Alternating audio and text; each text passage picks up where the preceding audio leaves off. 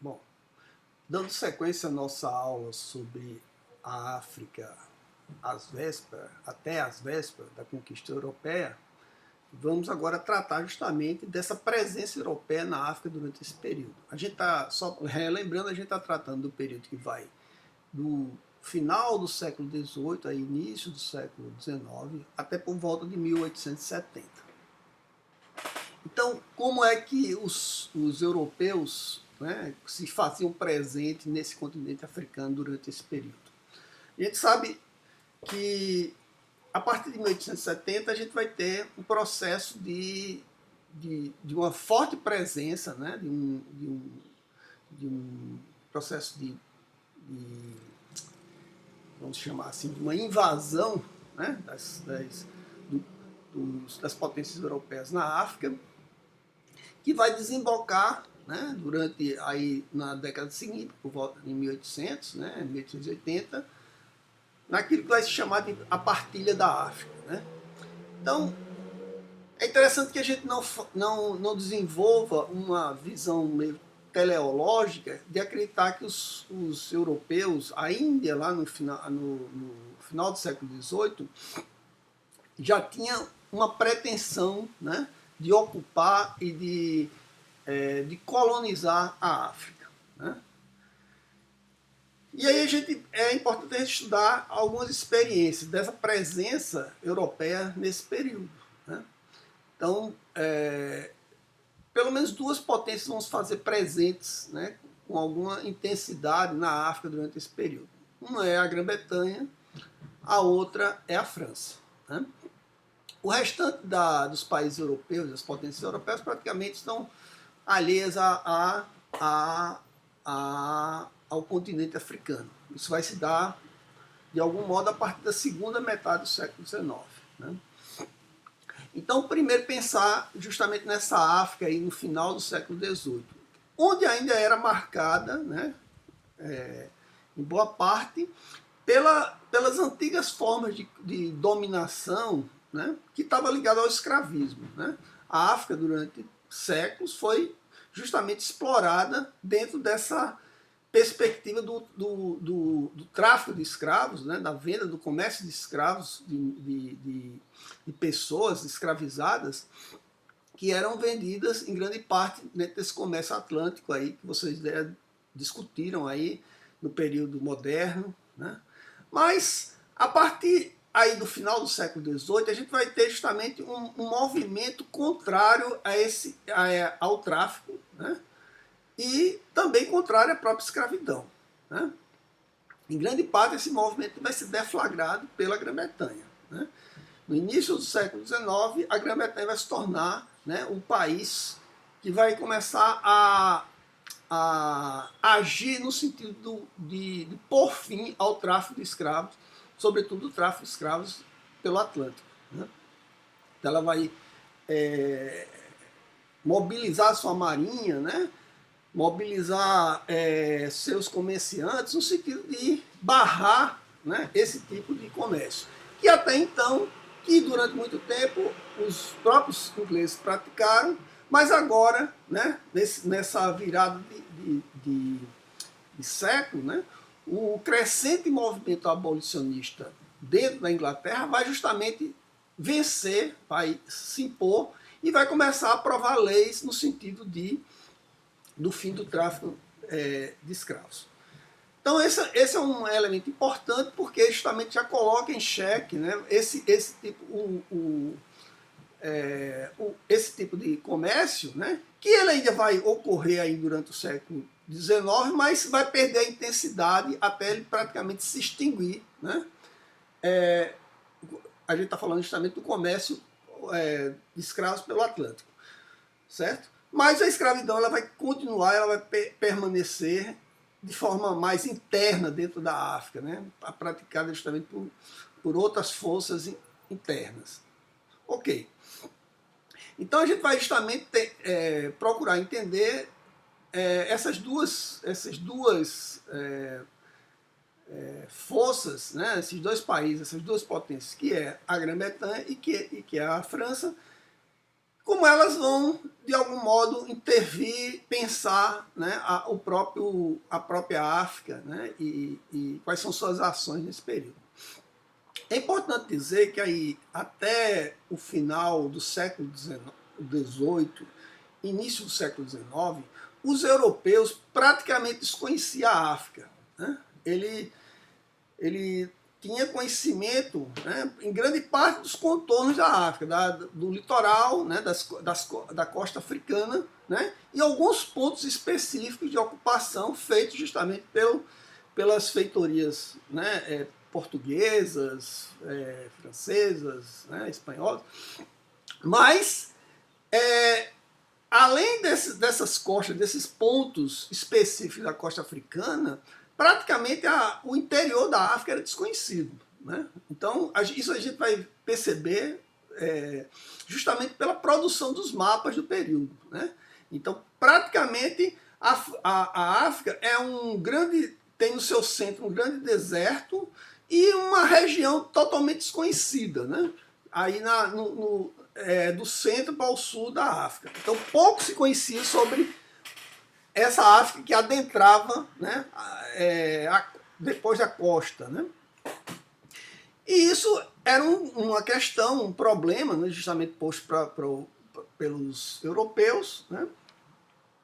E não havia nenhuma perspectiva dessa apropriação, desse domínio, né? Com algumas exceções, né? Então, quais seriam essas exceções? Então, vou começar justamente com a Grã-Bretanha. A Grã-Bretanha, ela vai, ainda aí no século XVIII, no final do século XVIII, ela vai começar, não como Estado, mas através de alguns agentes britânicos, a estabelecer algumas incursões na costa ocidental africana. À frente desses agentes, né, estão grupos, né, ligados ao abolicionismo, né? Então, qual é a ideia desses grupos que vão começar a incursionar nessa costa africana, sobretudo na região ali de Serra Leoa, né? É justamente criar, né, algumas colônias, né, alguns assentamentos, ou melhor, né, que possam abrigar grupos, né, de ex-escravos, ou seja, de libertos, né, que pudessem justamente povoar aquela região e tirar justamente a pressão desses libertos, né, que viviam tanto na Inglaterra, na Europa, como também nos Estados Unidos, para que eles migrassem, voltassem, né, justamente para a África e restabelecesse, né, um domínio, né, a partir de mantendo sua liberdade, né, e dessa forma começar a combater a própria escravidão.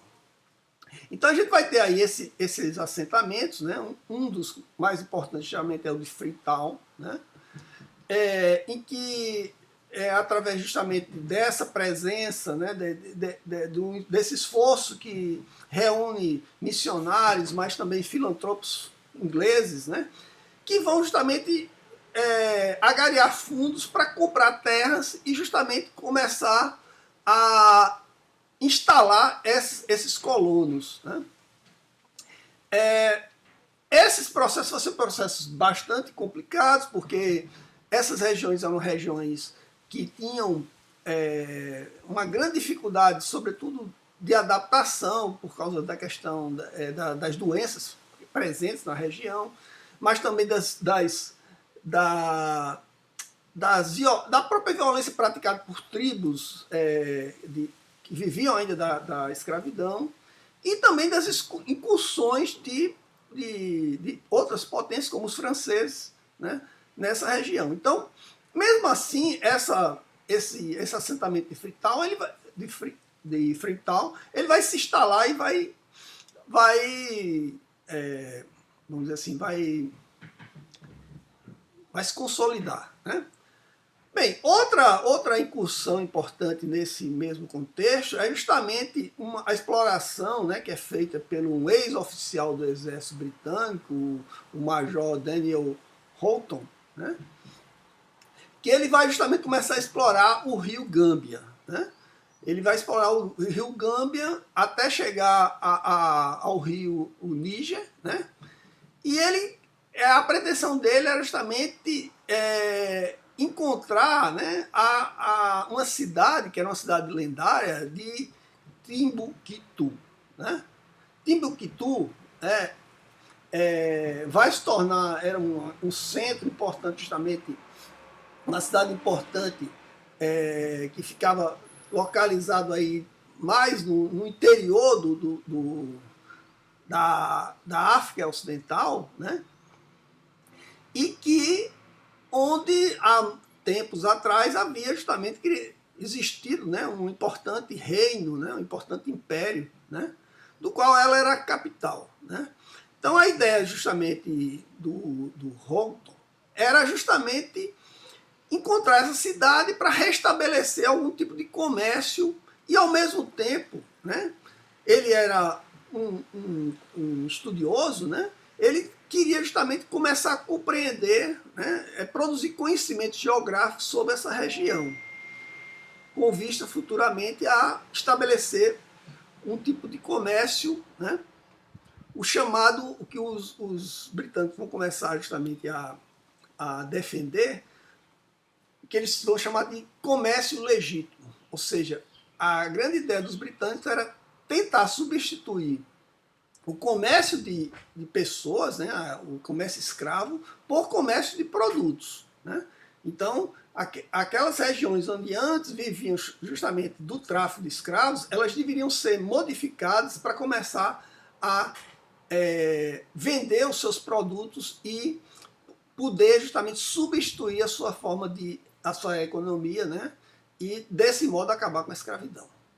Então essas ações elas vão ser ações pontuais, né, nesse contexto, mas a principal ação, e talvez a mais duradoura justamente dos britânicos nesse período, é aquela que vai se dar na chamada Colônia do Cabo.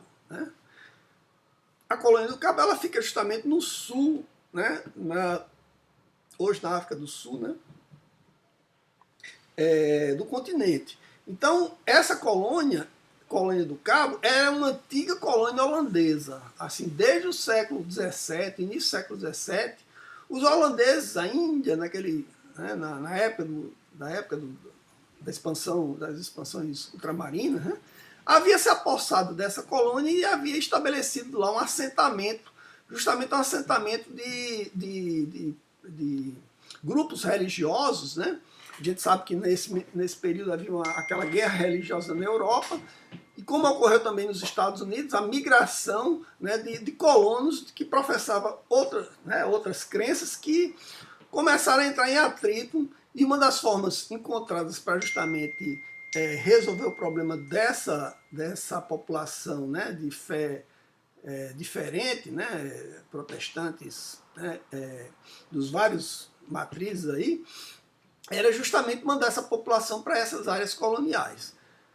E aí a colônia do Cabo se tornou uma colônia, né, de povoamento, vamos dizer assim, holandesa. Né? Só que quando os britânicos chegam aí no início do século XIX, os britânicos estão justamente no período das guerras napoleônicas, e a própria Holanda era uma aliada francesa, né? Os britânicos vão justamente assumir o controle da colônia e vai buscar estabelecer ali uma guarnição, né? Uma base uma base naval, né, britânica, justamente uma base importante, né, ali no contorno da África, para, vamos dizer assim, dar sustentação e segurança ao comércio que os britânicos faziam pelo Atlântico, né, contornando a África até a Ásia, né, até a Índia e até a China. Então ali seria uma boa base naval, uma base que daria segurança justamente a esse comércio oceânico. Né? Pois bem, então eles vão justamente estabelecer uma guarnição permanente na região, e isso vai, desde o início, né, vai criar tensões justamente tanto com os antigos colonos holandeses, quanto também com tribos africanas nativas, né, que já existiam nessa região, né? E uma das preocupações justamente no assentamento dessa colônia era justamente com a segurança, né? Os britânicos tinham receio de que, depois de assentada a colônia, ela pudesse ter algum tipo de incursão, sobretudo francesa, né? E ser dominada por outras forças. E também havia o medo justamente de alguma incursão dessas tribos africanas, né, que estavam justamente se posicionadas mais na região oriental, né, de que elas pudessem justamente invadir a qualquer momento o assentamento.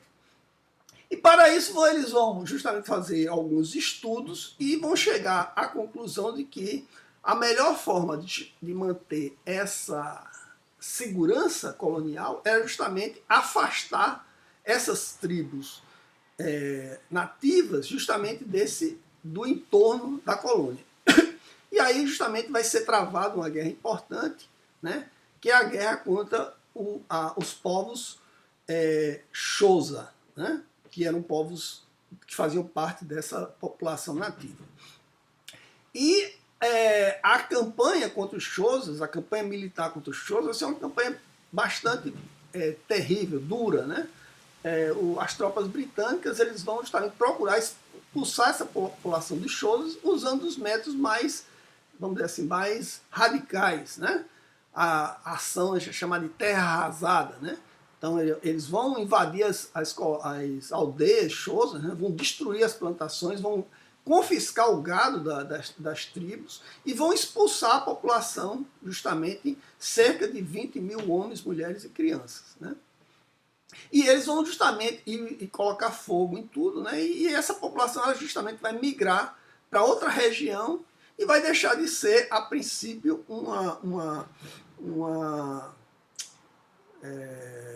um perigo para os britânicos. Bem, depois que retirado esse perigo iminente, né, ao colonizador, as autoridades de Londres vão justamente procurar estabelecer um tipo de assentamento mais duradouro para a região, porque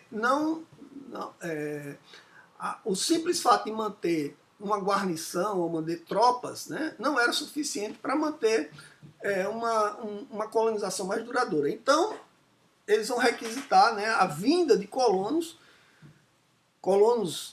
ingleses, colonos britânicos, para a região, para começar com suas famílias a povoar, né, e estabelecer, vamos dizer assim, propriedades, né, lavouras, que pudessem justamente servir a própria colônia, né? Então esse processo vai se dar aí justamente nesse período, né? Aí por volta de 1820, 1830.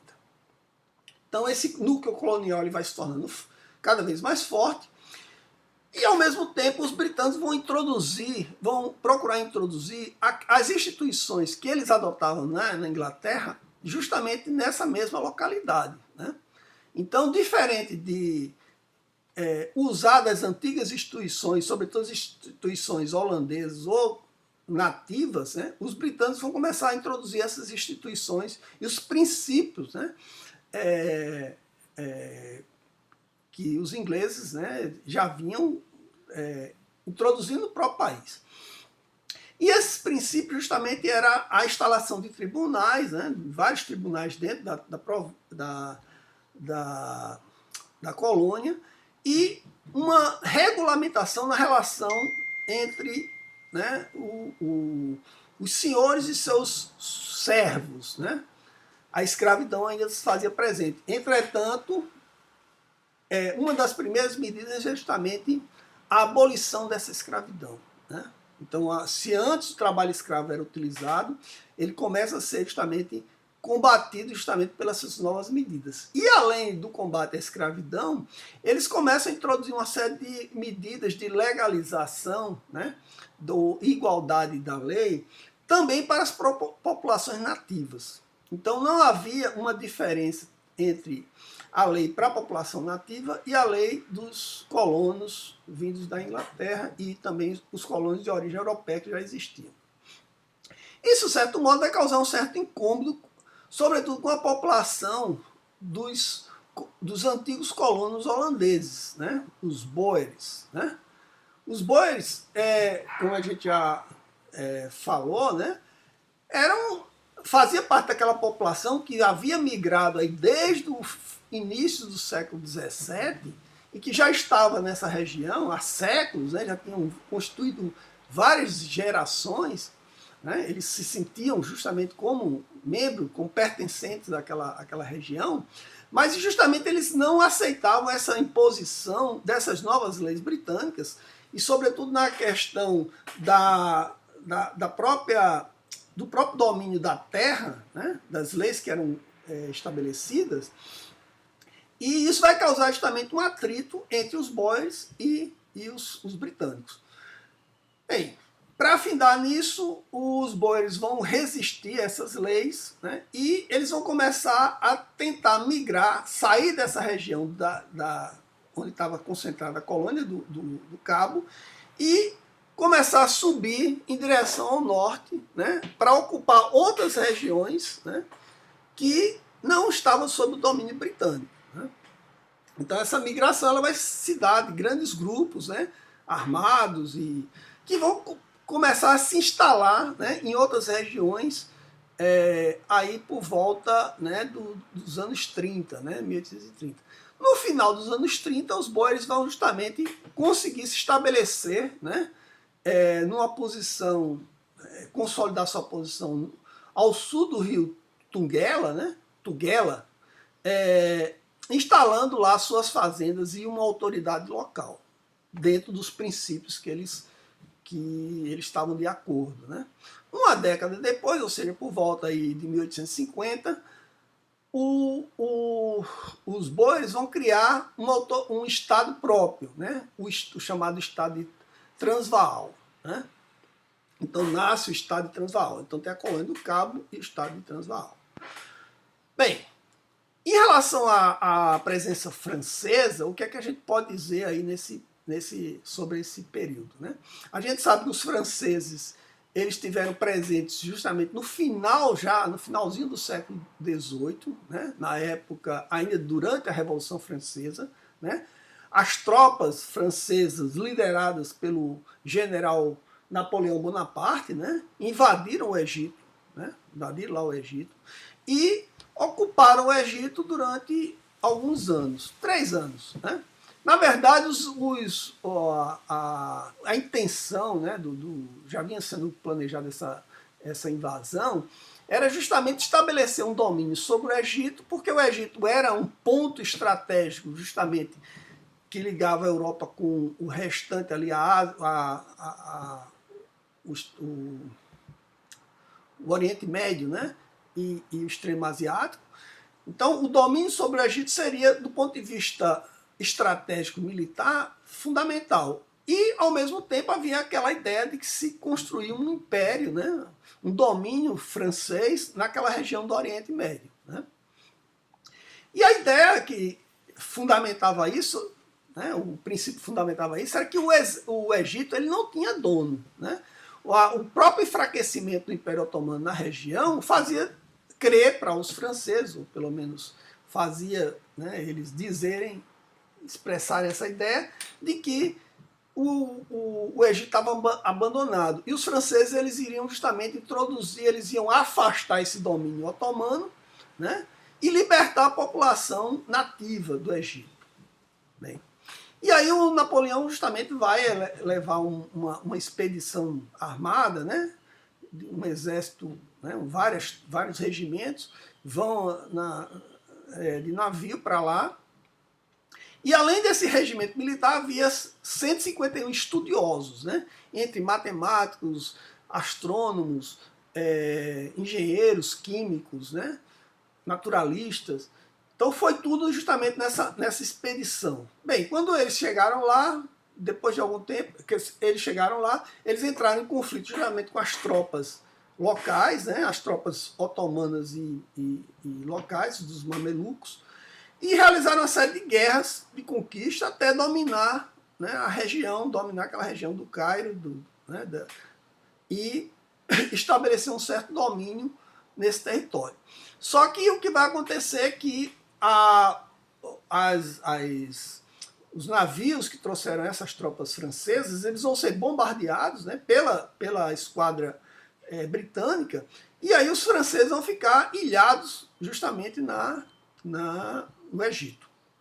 E durante 3 anos eles vão ficar lá, né, presos no Egito. Né? Isso vai ser importante do ponto de vista de vários aspectos, né, porque logo que eles se instalam lá, os franceses, eles têm justamente essa perspectiva de produzir uma série de conhecimentos, tanto de levar conhecimento europeu para o Egito, mas também de conhecer o próprio Egito, né? E aí eles vão realizar justamente um grande estudo, um estudo sistemático sobre o Egito, tanto o Egito moderno, o Egito que está se vivendo, quanto o Egito antigo, né? Então vai haver uma espécie de descoberta ou redescoberta desse Egito antigo. Isso vai ter um impacto muito grande no imaginário europeu, né? Que é justamente a desencadear aquilo que vai se chamar futuramente de uma egiptologia, uma egiptomania, né? O interesse pelo Egito antigo. Né? Então, de certo modo, essa presença francesa no Egito ela vai desencadear esses aspectos, né, de interesse, sobretudo pelo Egito antigo. Né? E o próprio Bonaparte ele vai criar no Egito, né, o Instituto do Egito, né, que era justamente um instituto criado pelos franceses, por esses grupos de estudiosos, no sentido de coletar o maior número de informações sobre o Egito, né, sobre o Egito Antigo e sobre o Egito. Bem, isso vai ser uma experiência que vai findar justamente em 1801, quando essas tropas, né, elas vão ser expulsas, né, justamente pela própria força do exército nativo, com o apoio dos britânicos, que vão expulsar os franceses definitivamente.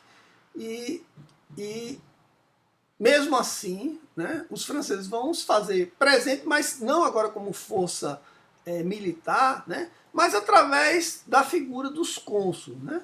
Então, é estabelecido um consulado francês no Egito, como também um consulado britânico no Egito durante esse período aí. Bem, mas é justamente na região de Argel, né,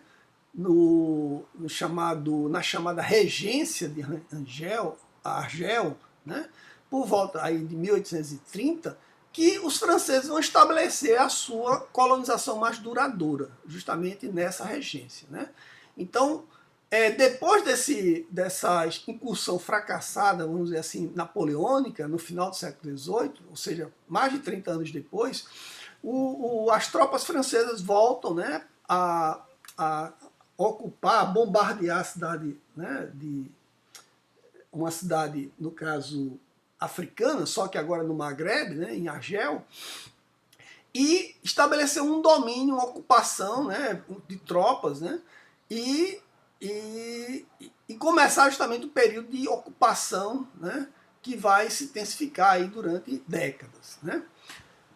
As razões para essa invasão ela está muito ligada justamente à política imperialista do Carlos X, né, do imperador francês Carlos X, ainda daquela dinastia antiga dos Bourbons. Né. O Carlos X, logo depois dessa incursão, né, a ideia dele era criar um domínio francês no Mediterrâneo, agora não é mais no Oriente Médio, agora é no Mediterrâneo, mas vai acontecer que o próprio Carlos X vai cair do trono, né? Ele vai ser deposto por uma revolução.